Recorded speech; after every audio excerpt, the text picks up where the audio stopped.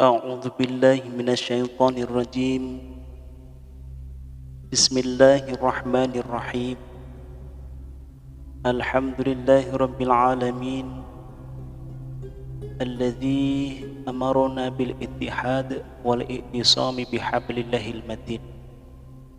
أشهد أن لا إله إلا الله وحده لا شريك له، إياه نعبد وإياه نستعين. وأشهد أن سيدنا محمد عبده ورسوله المبعوث رحمة للعالمين. قال الله تعالى: أعوذ بالله من الشيطان الرجيم. بسم الله الرحمن الرحيم. قل هو الله أحد الله الصمد لم يلد ولم يولد ولم يكن له كفوا أحد.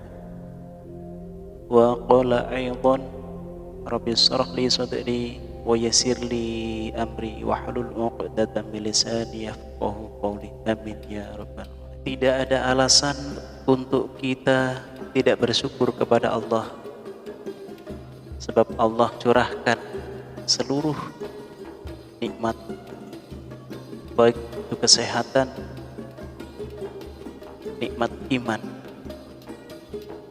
Tidak ada alasan untuk kita bermalas-malasan dalam beribadah kepadanya, sebab Allah Subhanahu wa ta'ala melimpahkan seluruh karunia-Nya.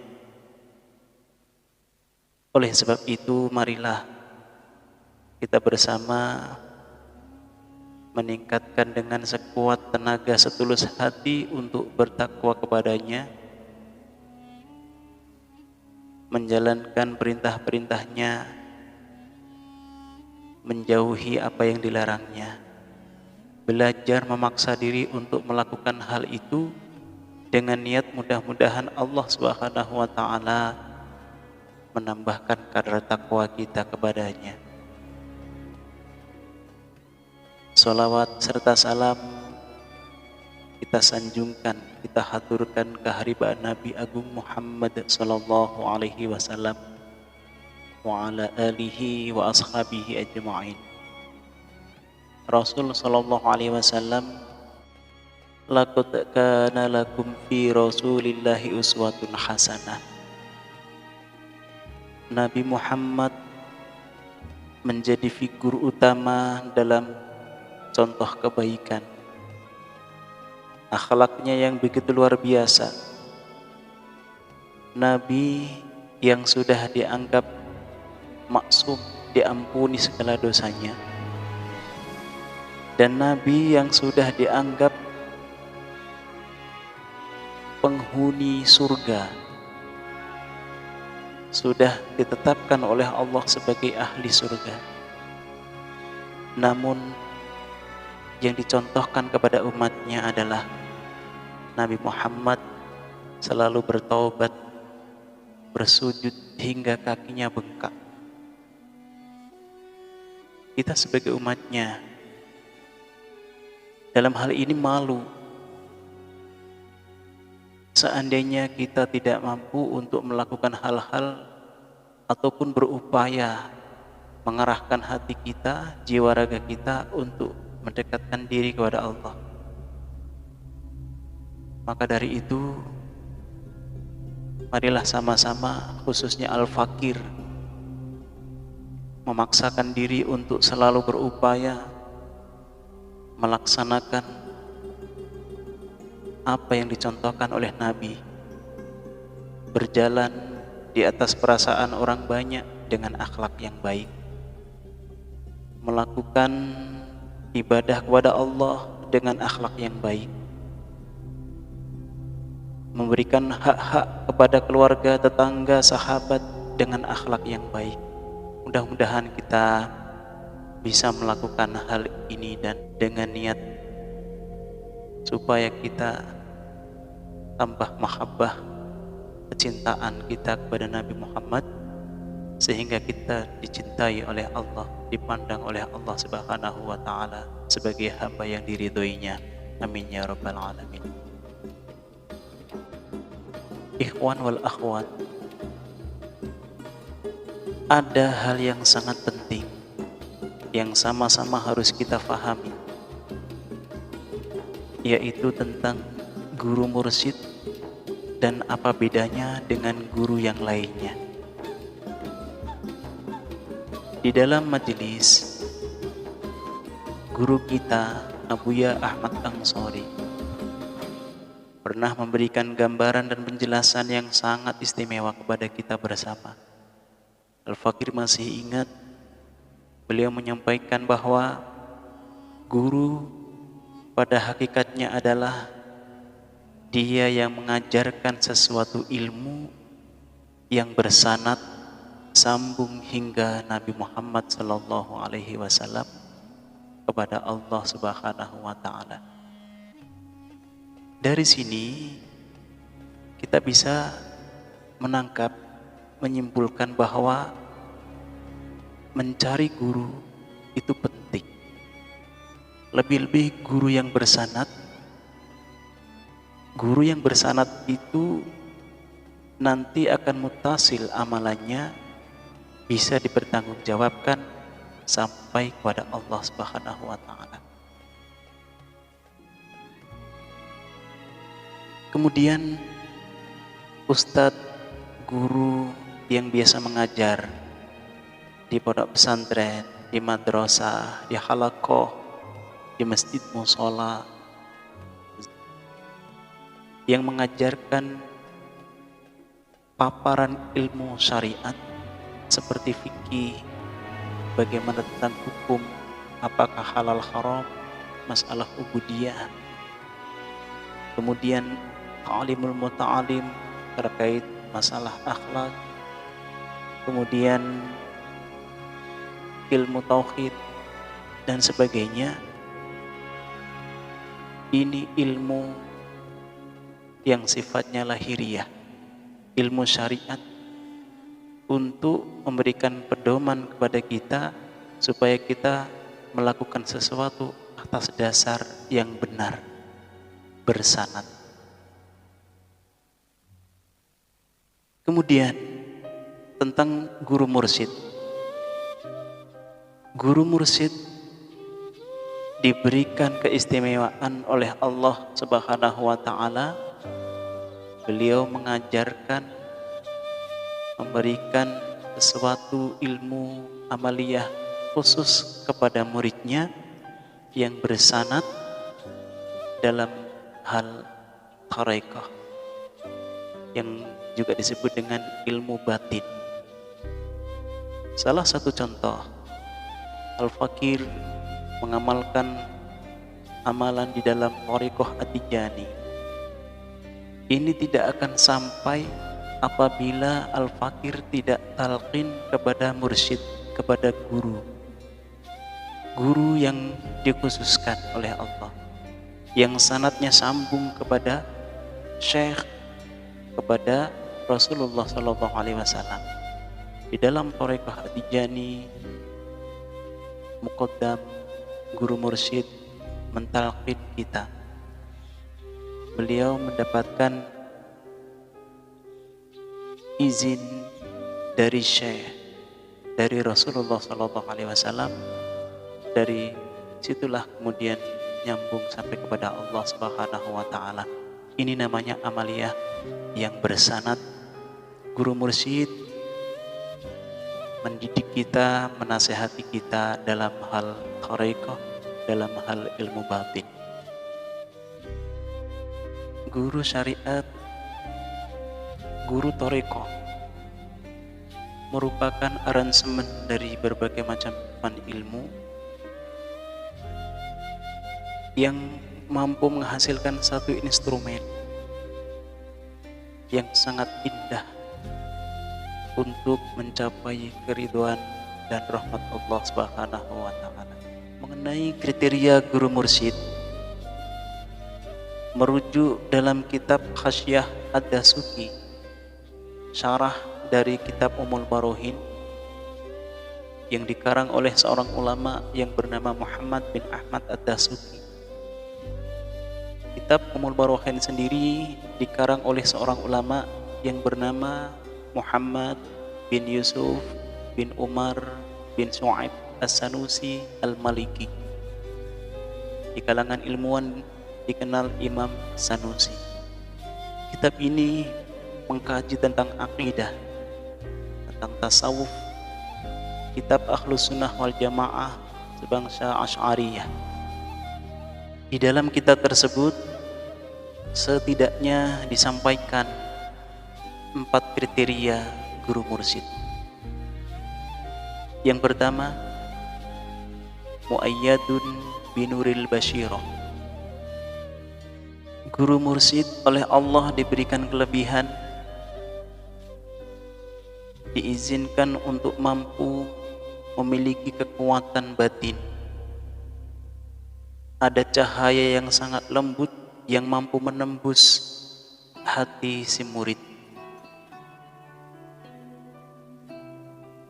Hal ini khusus dimiliki oleh guru mursyid untuk monitoring, menjaga para murid-muridnya, sehingga apa yang digelisahkan oleh murid beliau tahu, apa yang digejolakkan, diprasangkakan oleh muridnya beliau mengerti. Bahkan dalam hal istiqomah tidaknya seorang murid, beliau faham. Dan Allah Subhanahu wa ta'ala memberikan kelebihan kepada sang guru mursyid, mampu memberikan solusi kepada murid-muridnya yang memiliki perasaan beraneka ragam tersebut untuk diarahkan kepada jalan yang baik sesuai dengan yang diinginkan oleh sang guru mursyid. Kepada yang sudah istiqomah, beliau memberikan ghirah, semangat, sehingga amalan-amalan yang dilakukan oleh muridnya yang sudah bersanad itu akan mendarah daging, sehingga di dalam hatinya muncul Allah, di dalam hatinya muncul Rasulullah, di dalam hatinya ada syekh, di dalam hatinya ada gurunya, sehingga amalan ini membentuk sebuah suasana yang sangat indah yang akan mendapatkan curahan rahmat dari Allah Subhanahu wa ta'ala. Dan kepada yang gelisah, yang memiliki gejolak, syak dan lain sebagainya, guru mursyid memberi nasihat, memberi mau'idhah.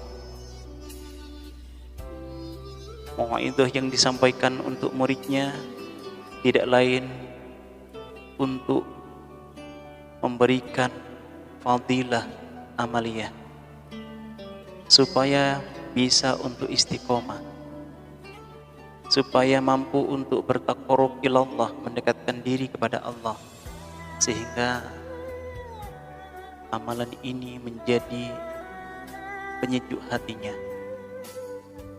menjadi sebab turunnya rahmat Allah Ta'ala. Sebab itu kita sebagai murid seyogyanya meluangkan waktu untuk bisa mendekatkan diri kepada guru mursyid, meluangkan waktu untuk bisa berkomunikasi kepada guru mursyid, dan meluangkan waktu untuk bisa saling ngobrol tentang masalah-masalah kepada guru mursyid. Dengan demikian, nasihat-nasihat akan kita dapatkan, ilmu-ilmu akan kita dapatkan. Disinilah ada kedekatan energi dari guru pada muridnya, sehingga sebab turunnya ridho dan rahmat Allah akan dirasakan bersama-sama. Innallaha la yughayyiru ma biqaumin.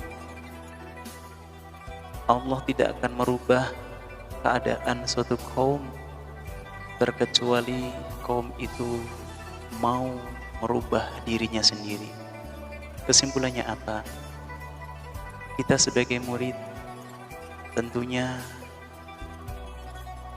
tidak boleh menginginkan yang lebih kepada guru, Lebih-lebih kita menginginkan gurunya yang datang, akan tetapi kita yang membutuhkan, dan kita yang akan datang menjemput ilmu nasihat itu kepada guru mursyid, agar hati kita sejuk, istiqomah mengamalkan. Ada tambahan mahabbah di situ, muncul mahabbah. Ikatan batin ini akan mendapatkan ridho, tetesan embun syafaat dari thariqah yang kita amalkan atas ridho sang guru mursyid. Kemudian yang kedua, kriteria guru mursyid adalah zahidun 'anid dunya. Imam Ad-Dasuki di dalam hasyahnya memaknai sang guru mursyid sudah dingin hatinya dari perkara dunia, sudah dingin hatinya dari perkara-perkara yang berbau dunia. Beliau mampu mengalihkan kesenangan dari sesuatu kepada sesuatu yang lebih baik. Zuhud yang dimiliki guru mursyid itu adalah akhlak yang baik, yang disukai, diridhoi oleh Allah Subhanahu wa ta'ala, di mana merupakan sebuah senjata yang di dalamnya ada peluru-peluru, dan peluru itu bisa ditembuskan kepada hati si murid dalam hal ilmu batin. Zahidun 'anid dunya, hatinya dingin dari perkara dunia. Imam Ad-Dasuki memaknai dingin itu ada beberapa ilustrasi. Yang pertama, dengan adanya kelebihan-kelebihan yang Allah turunkan kepada guru mursyid itu, tidak ada ketakaburan hatinya, yang ada hanya syukur kepada Allah atas apa yang diberikan. Yang kedua, jikalau Allah Subhanahu wa ta'ala turunkan nikmat, baik itu harta, kedudukan, dan sebagainya kepada beliau, yang muncul hanya kalimat alhamdulillah. Rizki yang melimpah, hanya kata alhamdulillah. Pun seandainya nikmat harta itu tidak dimiliki sekalipun, hatinya tidak pernah gelisah. Itulah zahidun 'anid dunya. Utama yang ada dalam hati guru mursyid hanyalah takwa kepada Allah Subhanahu wa ta'ala. Kriteria yang ketiga yang Allah turunkan kepada sang guru mursyid adalah ra'ufud bil fuqara wal masakin. Sang guru memiliki kepedulian yang sangat mendalam terhadap para fuqara dan masakin, para fakir, miskin. Al-fakir memaknai atau menggarisbawahi kata fuqara wal masakin dalam dua dimensi. Yang pertama, fakir miskin kita lihat dalam kacamata ekonomis. Apabila fakir miskin memiliki kekurangan dalam hal hartanya, tidak layak kehidupan jasmaninya, maka dia berhak mendapatkan jariyah zakat dari orang-orang yang memiliki harta lebih. Dan yang kedua, fuqara wal masakin kita lihat dengan kacamata keilmuan. Ada orang yang tidak sempat belajar tentang ilmu agama ataupun yang lainnya, sehingga tidak memiliki yang lebih kaitannya dengan keilmuan. Dari dimensi ini, fuqara wal masakin berhak mendapatkan ilmu dari guru supaya menambah kadar keilmuan, sehingga hidupnya akan menjadi tentram sebab ilmu. Nah, raufun bil fuqara wal masakin yang Allah berikan kepada guru mursyid ini berkaitan dengan masalah keilmuan, masalah batiniyah. Guru mursyid memiliki kepedulian yang sangat mendalam kepada fuqara wal masakin, sehingga nasihat-nasihatnya, tutur katanya yang dicurahkan kepada fuqara masakin ini akan memenuhi hatinya, sehingga fuqara wal masakin ini memiliki derajat diangkat oleh Allah Subhanahu wa taala, derajatnya orang-orang yang faham dengan ilmu, mengetahui caranya beribadah kepada Allah, mengetahui caranya mendekatkan diri kepada Allah melalui guru mursyid, sehingga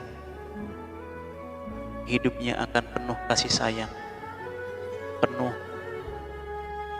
religius, tutur katanya akan lembut, terarah, sebab sudah memiliki kesantunan ilmunya.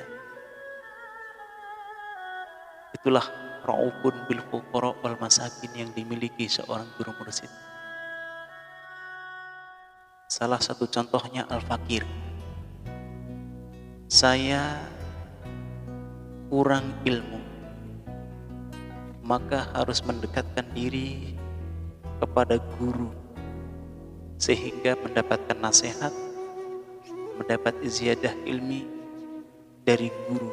Rasa peduli seorang guru mursyid diluapkan kepada murid-muridnya, kepada fuqara wal masakin, dengan mengajak menjalankan ibadah, mengajak berzikir kepada Allah, membasahi lisan dengan ucapan-ucapan thayyibah yang bersanad sampai kepada Rasulullah Sallallahu Alaihi Wasallam. Kriteria guru mursyid yang keempat yang disampaikan oleh Imam Dasuki yaitu rahimun bidu'afa'il mu'minin. Ada rasa kasih sayang kepada orang-orang yang lemah imannya. Kasih sayang sang guru disampaikan kepada orang-orang dengan tujuan supaya iman menjadi tebal, karena iman adalah dasar orang menjadi selamat di akhirat. Kata Imam Dasuki, orang yang lemah imannya disebutkan dalam kitab Khasyah itu adalah orang yang tidak konsisten mengenai hal-hal yang berkaitan dengan ubudiyahnya, tidak memiliki pendirian dari hal-hal yang berkaitan dengan ibadahnya. Si ini sangat berpotensi munculnya ingkar janji, sebab orang yang tidak memiliki konsistensi atau tidak memiliki pendirian yang kuat, menurut ilmu psikologi dia akan mudah untuk ingkar janji. Kesimpulannya yang disampaikan oleh Imam Dasuki, apabila sudah tidak konsisten, maka akan mudah tidak istiqomah. Ini adalah makna orang yang lemah imannya menurut Imam Dasuki. Oleh karena itu, harus ada kriteria ini di dalam hati guru mursyid, kemudian Allah titipkan kelebihan ini, rahimun, kasih sayang, bidu'afa ilmu mu'minin, kepada orang-orang yang lemah imannya. Kaitannya dengan istiqomah, Al-Fakir sebetulnya tersinggung. Bukan tersinggung karena apa? Karena kriteria yang disampaikan masalah lemah iman oleh Imam Dasuki itu saya miliki. Kurang istiqomah, tidak konsisten. Oleh karena itu Al-Fakir sangat butuh bimbingan guru mursyid. Imam Ali bin Hasan Al-Attas pernah menyampaikan bahwa untuk memperoleh futuh ini ada beberapa hal yang harus dilakukan seorang murid. Kata beliau, apabila kamu ingin futuh di hatimu, introspeksi dirimu. Seberapa besar kadar adabmu terhadap guru mursyidmu? Seberapa luas kadar gurumu yang ada dalam hatimu? Disinilah yang menjadikan patokan dalam ilmu tasawuf. Futuh akan didapatkan. Allah akan melihat kita besar atau kecil, melihat seberapa besar adab kita kepada guru, dan seberapa besar mahabbah kita terhadap guru. Ikhwani, sedikit yang dapat Al-Fakir sampaikan, menyambung lidah apa yang disampaikan dalam kitab Khasyah Dasuki. Tentunya ini sebagai nasihat kepada diri sendiri. Mudah-mudahan Al-Fakir ini mendapatkan kehendak dari Allah Subhanahu wa Ta'ala untuk mudah melakukan hal-hal yang baik, memiliki sifat yang baik, dan akhirnya kajian yang disampaikan oleh Imam Dasuki, Al-Fakir sampaikan ini dengan tujuan untuk menasihati diri sendiri. Mudah-mudahan bermanfaat untuk kita semuanya, dan kita memohon mudah-mudahan kita diberikan kehendak oleh Allah, ada rasa ketaatan yang tinggi di dalam hati untuk melakukan hal-hal yang baik, taatan kepada guru, taatan kepada agama. Mudah-mudahan dalam kehidupan sehari-hari, khususnya Al-Fakir ini, mampu menjaga lisan, tingkah laku yang diridhoi oleh Allah, sesuai yang dicontohkan oleh Nabi Muhammad SAW, seperti yang dicontohkan oleh Syekhuna Ahmad Tijani, para guru-guru kita, khususnya guru mursyid kita. Mudah-mudahan kita diberikan husnul khotimah, diberikan keadaan yang hasanah, sehingga hidup kita akan penuh dengan kedamaian. Amin ya rabbal alamin. Sebagai kalimat akhir, Al-Fakir ingat apa yang didoakan, permintaan daripada Imam Nawawi kepada Allah berupa doa. Doa Imam Nawawi yang dimohonkan kepada Allah sangat luar biasa, bisa kita contoh. Ya Allah, tutup dariku kekurangan guruku, sehingga mataku tidak pernah melihat kekurangannya, yang dilihat hanya nasihat-nasihatnya, yang mendatangkan rasa mahabbah, yang mendatangkan kesejahteraan hati atas amal-amal yang diberikan oleh sang guru, sehingga potensi istiqomah akan kita dapatkan.